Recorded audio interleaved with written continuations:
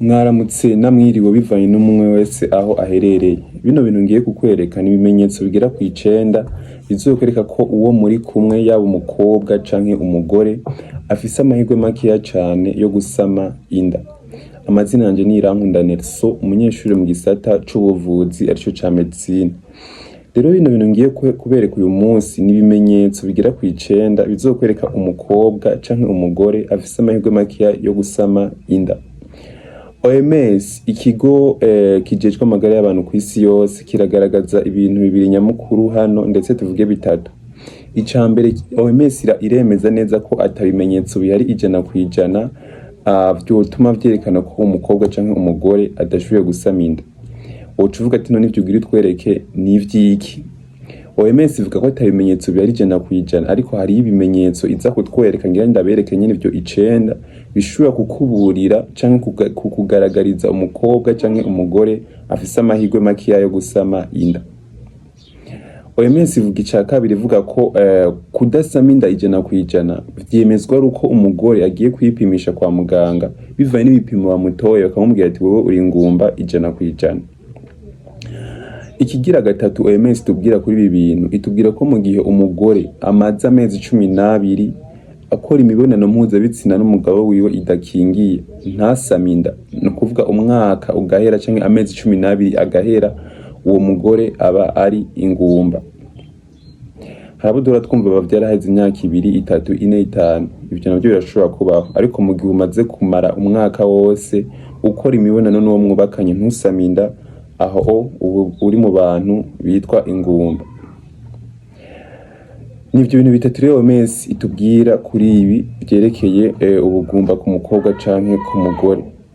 Mbega rero turabe n'ivyahe bintu vyoburira umugabo canke umuhungu agomba kuba kugwiwe canke umugabo wibatse ugwiwe, ibintu vyomwereka neza ko uwo bari kumwe afise amahirwe makeya cane yo gusama inda.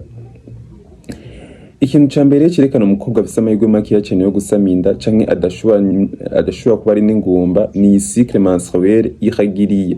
Iki ni ikintu ca mbere, umukobwa afise ukwezi guhindagurika cane gose, aha bavuze cycle menstruel très irrégulier, no kuvuga umugore canke umukobwa afise ukwezi guhindagurika cane. Hano twovuga umugore afise ukwezi kuri munsi y'imisi 21, ugasanga umukobwa afise ukwezi kuri munsi y'imisi 21, ugasanga ukwezi kuri kumara imisi 20, 18, 19, uwo mukobwa canke uwo mugore afise amahirwe makeya yo gusama inda. Umugore canke umukobwa afise ukwezi kumara imisi irenga 35, uwo mugore afise amahirwe makeya cane yo gusama inda. Turabizi ko ukwezi kuri normal kumara kuri hagati y'imisi 25 gushika kuri 35. Mugire umugore canke umukobwa ari munsi y'imisi 21 canke akarenza imisi 35, uwo mukobwa canke uwo mugore afise amahirwe makeya yo gusama inda. Mu gihe umukobwa canke umugore ashobora kumara amezi 3 atabona amaregre yiwe canke atabona ibihe vyiwe, uwo mugore nawe nyene canke uwo mukobwa afise amahirwe makeya cane yo gusama inda. Ikindi ca kabiri ni absence totale de règles. Muri absence totale de règles tuza gusanga ibiswe amenorrhée primaire, no kuvuga absence totale de règles no kubura amaregre canke kubura ukwezi kwawe neza complètement canke 100% ntubone imisi yawe, ntubone ukwezi kwawe. No kuvuga mu gihe muri iyi absence totale de règles, mu gihe umaze imyaka mugiye gushika ku myaka 16 utarabona imisi yawe canke uri umukobwa ugakwiza imyaka 16 utarabona amaregre yawe, aho uba ufise ikibazo c'ubugumba canke uba ufise amahirwe makeya yo kuzoshobora gusama inda. Kuko OMS twabwiye ko OMS itemeza ko hari ibimenyetso bihari 100% vyerekana umukobwa canke umugore adasama inda, ariko iratwereka ibimenyetso bishobora kuburira umugore afise amahirwe makeya yo gusama inda. Rero mu gihe uri umukobwa ugakwiza imyaka 16 utarabona imisi yawe, aho uba ufise amahirwe makeya cane yo kuzoshobora gusama inda muri kazoza. Hari indi twise amenorrhée secondaire, les règles qui s'arrêtent plus de 6 mois sans grossesse ou ménopause. No kuvuga ukabura amaregre canke ukabura imisi yawe birenze amezi, no kuvuga ukarenza amezi 6 utarabona imisi yawe. atari uko ubitewe nuko udafise inda canke utari muri menopause. Nukuvuga ugasanga uri umukobwa w'imyaka 18 20 canke umugore w'imyaka 20 ntufise inda nturi muri menopause ukacumara amezi arenga 6 utarabona iminsi yawe, aho ufise ikibazo c'ubugumba canke ufise ikibazo cyo kugira amahirwe makeya cane yo gusama inda. Nukuvuga rero muri absence totale de règle twabitandukanije uburyo bubiri. Twavuze iyi amenorrhée primaire, nukuvuga mu gihe uri umukobwa ugakwiza imyaka 16 utarabona amaregle yawe, aho ufise ikibazo cyo kuzovyara bigoranye cyangwa ufise ikibazo c'ubugumba. Ica kabiri twavuze iyi amenorrhée secondaire, nukuvuga ntanda ufise muri menopause ukacumara amezi arenga 6 utabona iminsi yawe cyangwa utabona amaregle yawe, aho ufise ikibazo c'ubugumba canke kuvyara bizogorana. Ikindi tuvuga ni règle très abondante ou très douloureuse, ni kuvuga kugira amaraso menshi mu gihe uri mu gihe cyawe c'imihango, kuva cyane canke kubabara cyane mu gihe uri mu gihe cyawe c'imihango. Ibyo vyerekana umugore cyangwa umukobwa afise amahirwe make yo gusama inda, kubera ivyo bintu biterwa nuko usanga ufise za ngwara nababwira zitera ubugumba. Twavuge izi za endometriose, za fibrome, ibivyimba, izi endometriose ugasanga igitereko cyawe cononekaye. Urumva mu gihe uri kurava cyane canke uri kurava cyane canke ukababara cyane mu gihe uri mu gihe cyawe c'imihango, aho ushobora gusanga ufise izi ngwara zitera ubugumba, izi za fibrome canke izi endometriose. Ni kuvuga izo zironona uturingoti dutwara imbuto z'umugabo n'iz'umugore, usanga ufise ikibazo cyo kuvyara. Mu gihe rero ugira amaraso menshi canke ubabara cyane mu gihe cyawe c'imihango, ukwiye kwihutira kwa muganga. Ikindi twavuze ni ikindi kigira kane, ikindi kimenyetso kigira kane cerekana umukobwa canke umugore avyara bigoranye canke ashobora kuba afise ikibazo c'ubugumba, ni douleur pelvienne chronique ou rapport sexuel douloureuse. Tuvuge kino kintu mperuka kivuga mu video iheruka, kubabara mu gihe uri kurakora imibonano mpuzabitsina. Mu gihe ubabara mu gihe c'imibonano mpuzabitsina, naho nyine ushobora kuba ufise za ngwara zitera ubugumba. Usanga rero ukoze imibonano urababara, ariko ugasanga urabona iminsi yawe, urabona amaregle, ukavuga none kubera iki mbona amaregle, mbona iminsi yanje ariko kuvyara bikaba bigoranye.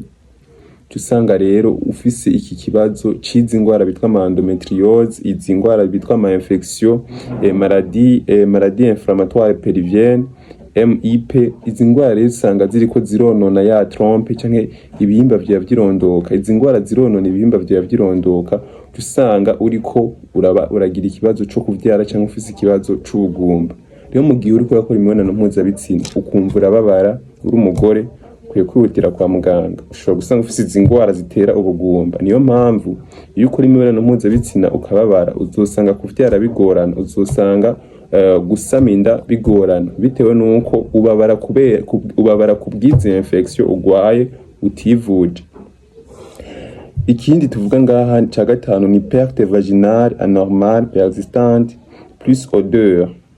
Ukaba usohora iyi perte vaginale cyangwa ukaba usohora ibintu bisa na jaune cyangwa ukaba usohora ibintu bisa na vert, bimota nabi, ukwiye kwihutira kwa muganga, kuko ushobora gusanga vyatewe na chlamydia na trichomonas. Izo ngwara nama nazibabwiye, izi infection sexuellement transmissible, izo nazo ziratera ubugumba cyane, kuko ziragenda mu bihimba vyirondoka vy'umugore, zikonona ibintu, zikonona inzira, zikonona ibihimba vyirondoka vy'umugore, uca usanga umugore adashoboye kuvyara. Rero mu gihe ugira usohora ibintu bisa na vert cyangwa ugasohora ibintu bisa na jaune ni umuhondo, vert nayo ni cyatsi kibisi. Mu gihe usohora ibintu bisa n'umuhondo cyangwa usohora ibintu bisa n'icyatsi kibisi bimota nabi, ukwiye gushika kwa muganga, kuko nimba ubona utari kurasama inda, nimba ubona ufise ikibazo cyo kuvyara, ukaba usohora ibintu bisa nkuko umejeje kubabwira vy'ibara ry'umuhondo, icyatsi kibisi, ushobora kuba uri kubiterwa n'izi ngwara za infection bitwa ama chlamydia n'ama trichomonas.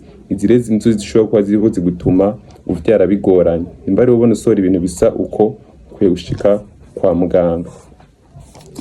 Ikindi kigira gatandatu twateguye hano ni perte ou prise de poids excessive. Gutakaza ibiro. Umukobwa yonze cyane usanga kuvyara bigorana. Ni kuvuga umukobwa afise IMC, indice de la masse corporelle, iri munsi ya 18. indice de la masse corporelle sinzi iri munsi ya 18 bisigura ko iri munsi ya 18 uba wonze gose. Ufise indice de la masse corporelle iri hejuru ya 30 uba uvyibushe gose. Rero ivyo bintu konda gose no kuvyibuha gose birashobora gutuma vyonona udukaburangingo canke imisemburo canke hormone zawe, bigace bituma kuvyara bigorana canke bigace bibloka ovulation, ugasanga urubuto rwanyu rusohoka bitewe nuko wonze cyane, bitewe nuko uvyibushe cyane.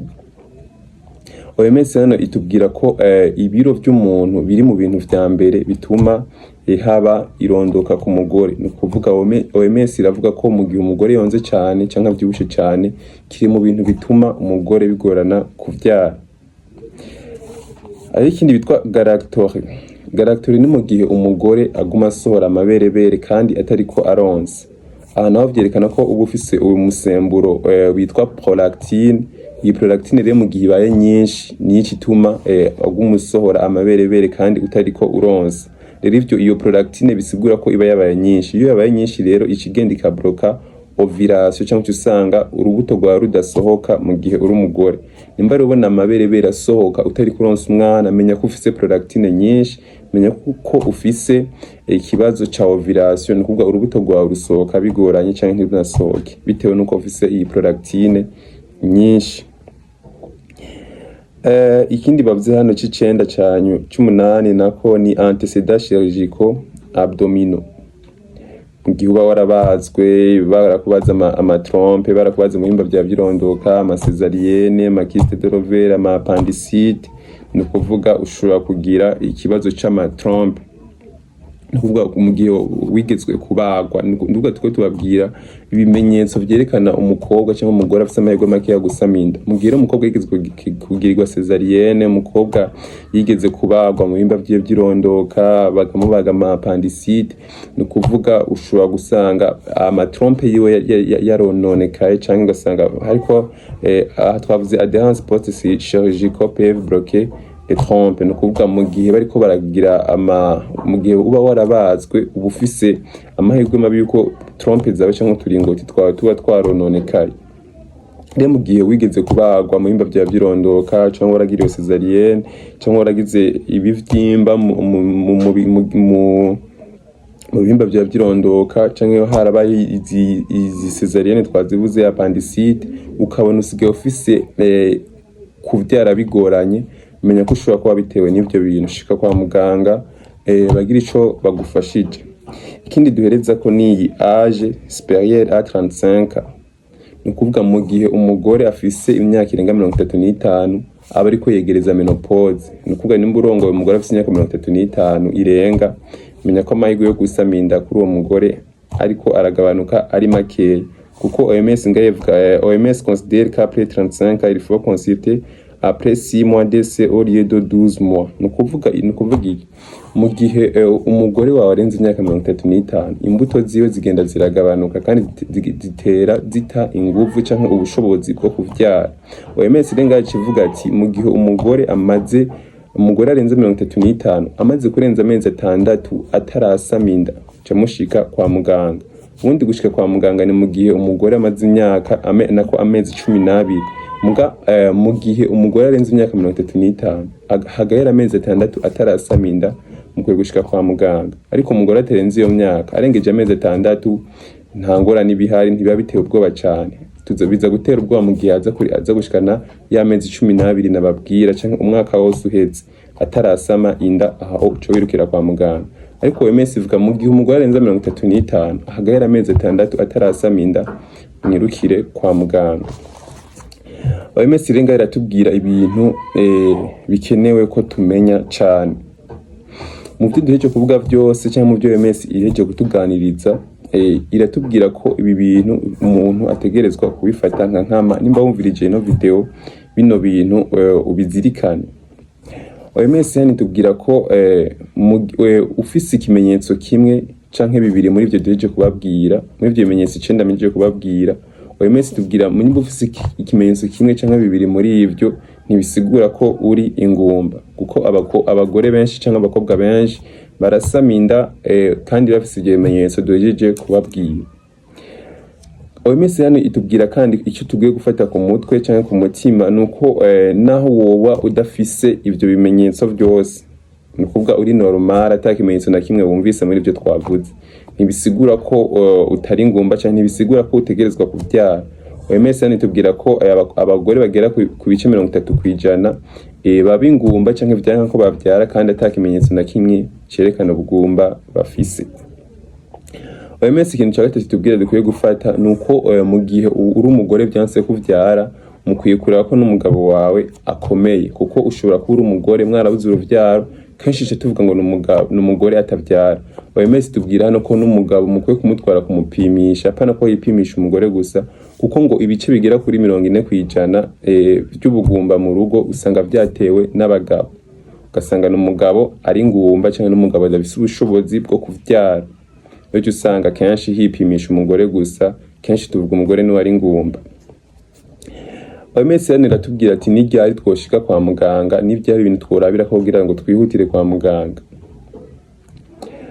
OMS itubwira ikintu ca mbere ukwiye kuraba mu gihe ufise imyaka iri munsi ya 35 ukamara amezi 12 utarasama inda, shika kwa muganga.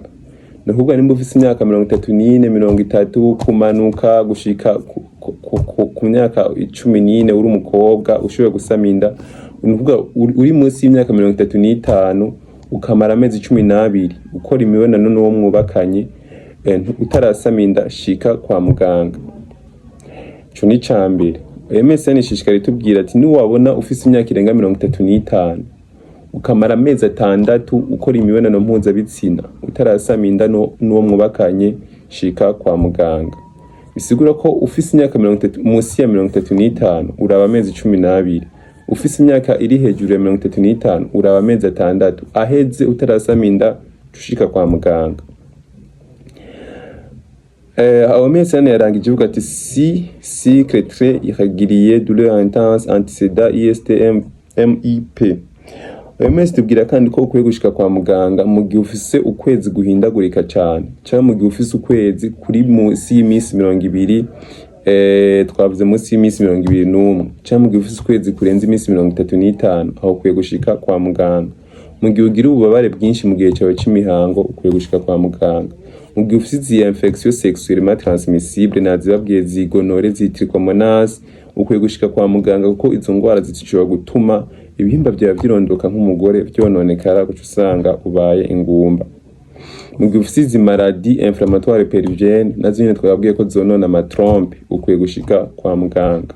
Ibyo twari dufise tubaganiriza uyu munsi. Amazina nje ni Irankunda Nelson, umunyeshuri mu gisata c'ubuvuzi. Nimba uravye no video gushika hano ihereye, bisigura ko vyaguhimba cyangwa bisigura ko bino biganiro vyacu bigufitiye akamaro. Urabarenze yo kwamaza gukora subscribe ngaho hasi kugira ngo n'ikindi biganiro tuzokora kizeye gushikire.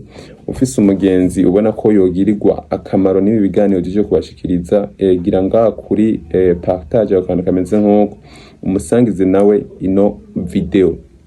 Urabarenze kwamaza gukora like, nimba ufise ikibazo uterera, nimba ufise ico kudutera intege candike ngaho muri commentaire, nabyo birafasha ko ibi vyigwa byacu bishika kure.